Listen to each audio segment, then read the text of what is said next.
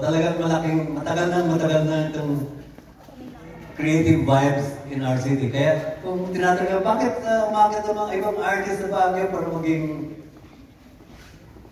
maging artist more with a capital A? And I think it's because marami silang napipick up ng vibes from the earlier creative energies ng mga Benguet, mga Ifugao, mga Kalinga, mga Bontoc, all these Tingians, and all these people who, before we even could spell the word art, were already creating. No? Maybe, usually sa ganitong gathering, I know that I always have to try to emphasize yung, although tourism and culture magka-complementary yan, I think ang laki ng diferensya ng kailangan tutukan by LGUs, no? Just to give us an example siguro, okay. Last week, 2 Fridays ago, nagpunta ako sa Ifugao, sa Banawe, and I attended it's called LIA. It's an ordination of a Mombaki, no? And it was a young Mombaki, about 24 years old yata. And si Erica kasama natin doon when we went there. I think the thing here is that whatever culture we try to promote as part of any invitation to people outside to come and check it out, no? Ang importante yung talagang buhay pa rin yung rason ng kultura ngayon. And I think that's siguro, I've said this before, ang purpose ng tourism is somehow parang it's getting the outside people, the curious people, the culturally oriented people to come and share what Baguio has to offer. Besides the usual touristic establishments, mga bar, mga discotheque, mga cinema, gano'n. But and on the other hand, people who are advocating culture, they're trying to get back yung kayamanan ng mga ninuno natin, mga lolo at lola natin. No? These are things that they know which are very relevant today, especially yung harmony nila with nature. Di ba? The world is facing this whole crisis ng environment at nagkakaroon ng polar melting at global warming. Pero kung nakinig tayo sa mga kay lolo sa Ifugao o lolo sa dito or sa Bontoc, maybe we would have a different world today. Ngayon kayo mga artists, kaya nga I think it's mas importante sa akin na tuloy nyo yung laban doon. No? You can be the bridge between the tourism promotion, which is palabas, getting the people out sa labas, and the die-hard cultural workers. Kasi cultural workers rin kayo. We're all in a way that way. Pero just yung distinction, yung kinakalkal yung kalooban ng kultura, yung talagang kayamanan natin, di ba? That is our goal. Tatanggalin natin yung ore. Pero yung goal ang importanteng mailabas. So the artist, if you keep creating, just realize na rin na, okay, dahil na-colonize tayo ng 400 years, no? Ano sabi ni Chitang Nakpil? We Filipinos have lived 3 centuries in a convent. Hallelujah. And 50 years in Hollywood. We're a very mixed up culture. Pero we can use that to our advantage. Yun lang, it's very easy to become a copycat culture. Kaya it's good na nagkakaroon kayo ng mga creative sectors.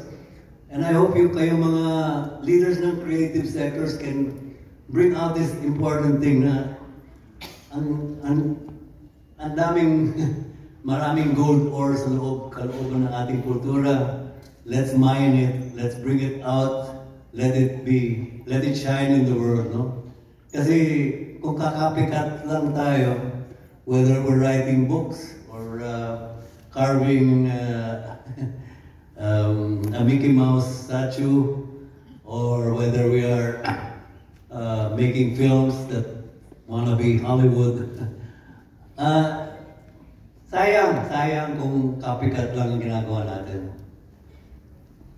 We are so rich, and so the other thing, okay, just for example, nung napunta kami dun sa ordination last weekend sa Banawe, the young Ifugao was one of the first people to be receiving ordination. This has nothing to do with religion, contra or what. It's just carrying on some spiritual traditions na ang ganda pa rin if we can maintain it.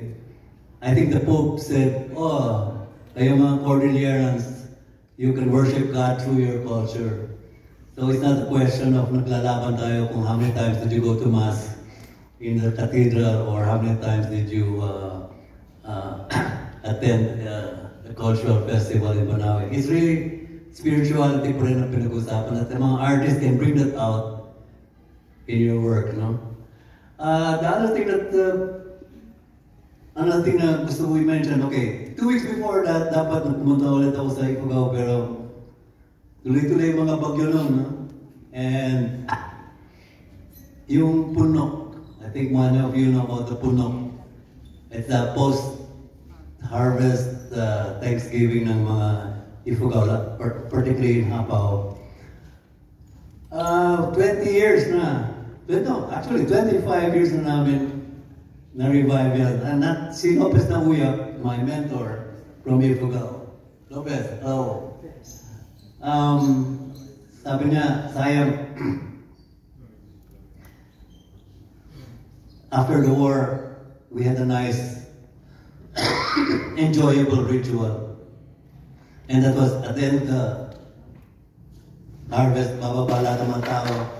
Oh, walang trabaho ngayon! Hey! Maglaro tayo! And everybody goes to the river. They become children. They pull each other across the river. And it's their way of saying Thanksgiving. Salamat sa magandang ani. Salamat sa bountiful rice grains that we will have for next year. Pero let's enjoy ourselves.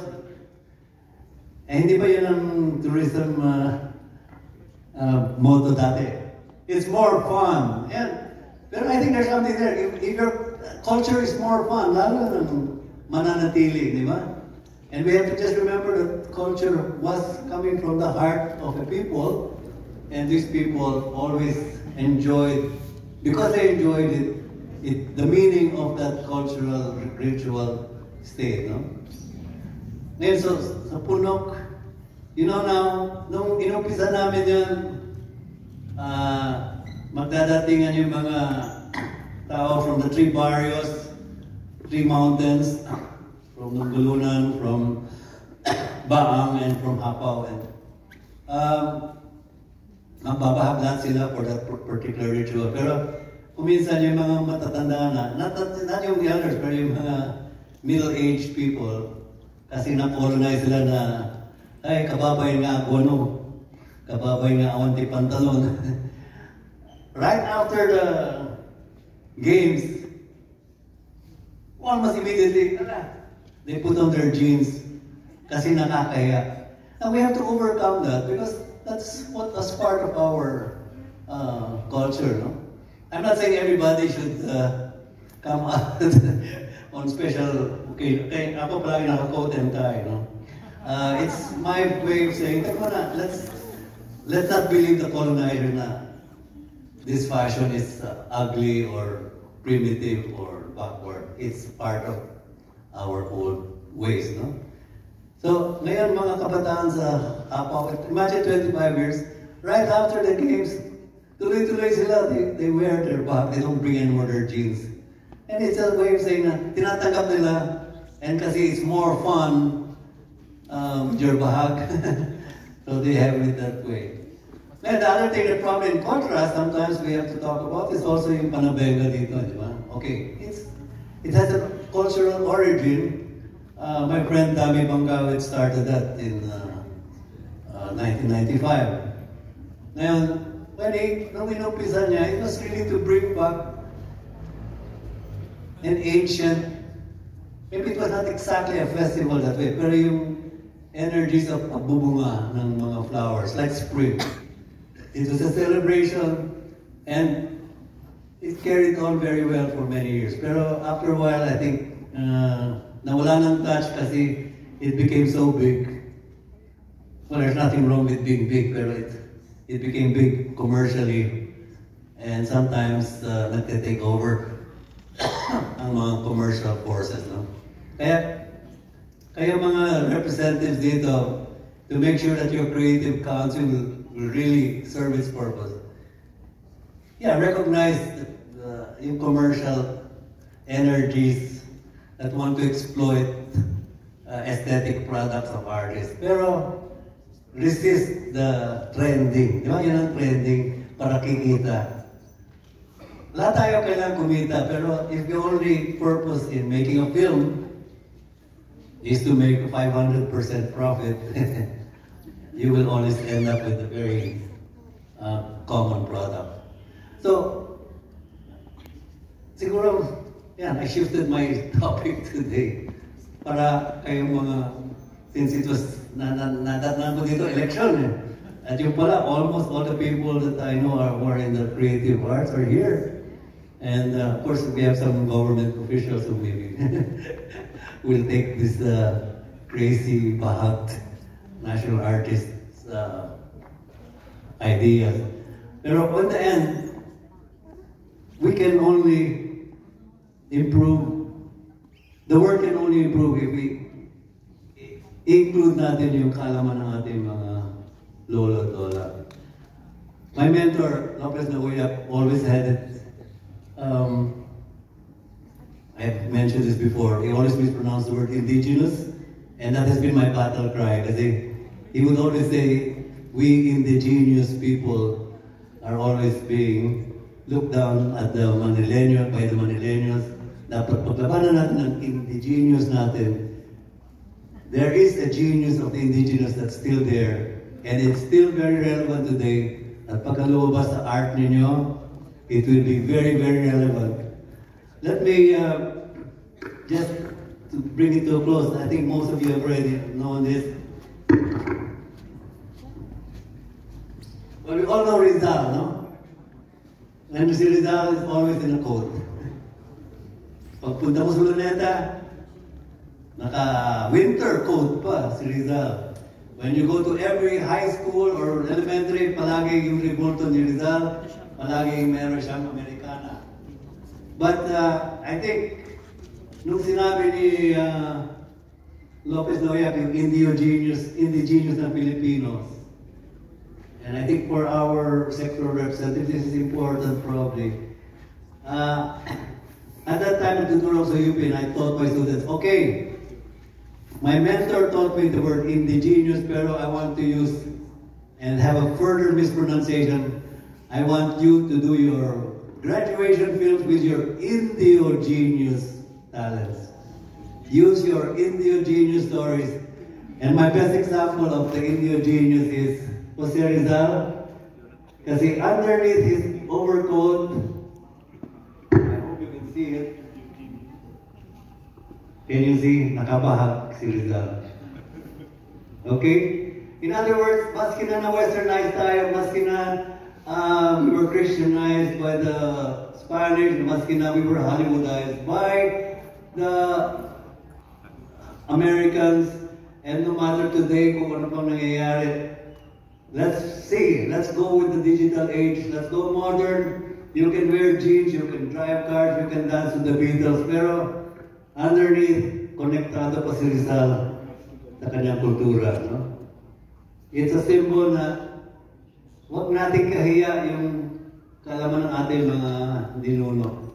Let's bring it out to the forefront, and our creative city will be recognized not only here but also all over the world, maybe the whole galaxy. Baka may mga Martians dyan nakikinig sa akin, hoy.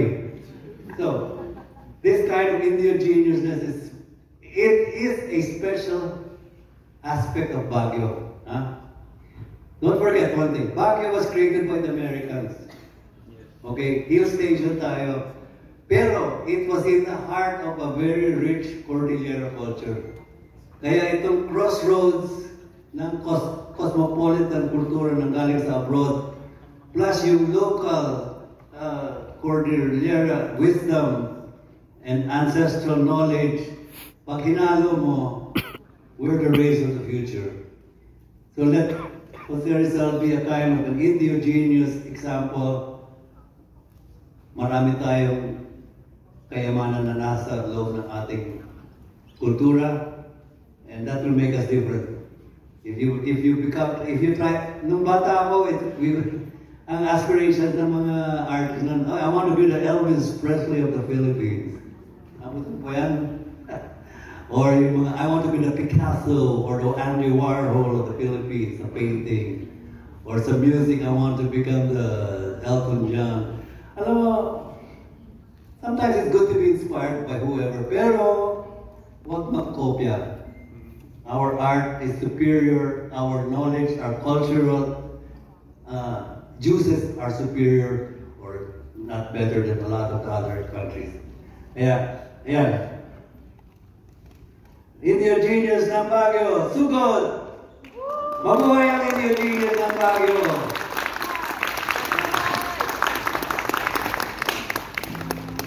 Thank you very much. Oh, one last thing. Just one more visual. This was a thing I brought from Ifugao last week. Now, this is made by a blind artist, okay? So lahat tayo, meron tayong asset of visual by being able to see what we want to draw, what we want to sculpt, what we want to film about. Pero siya pulag. But in spite of that, nagawa niya itong intricate expression of some figure that has in mind. Ayan, tao, may malaking tainga, may deer horns, and he's a male and female at the same time. Whatever it is, it's a great work of art kasi nanggaling sa kultura na it came from inside him, and maybe he was lucky na wala siyang napapanood na Netflix, wala siyang napapanood na mga online galleries, and therefore his originality shines out kasi nanggaling sa kanyang kalaliman. Ito yung indigenous kahit sa paano it shines out. Kaya yan, labas na nyo ang indigenous talents. Mabuhay tayong lahat!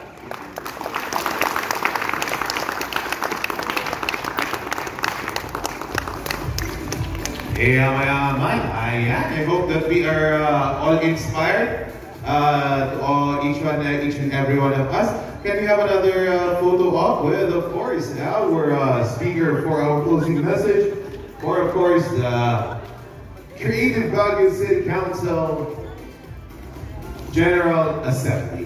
Maraming salamat po, 2025. And I hope lahat po ng ating mga creatives from the different sectors are inspired and may hopefully that your indigenuity, your indigenous was inspired and was sparked so that you can create more art, more creativity to inspire the body, the mind, and the spirit of not only your fellow creators, but of course the whole community. And of course we'll award this token of appreciation and a certificate to our Tatay Kidlat Tahimik.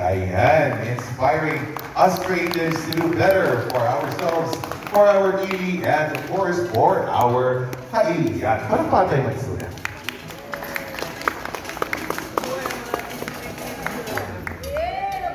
Ayan, mabuhay! Sabay naman tayo, mabuhay!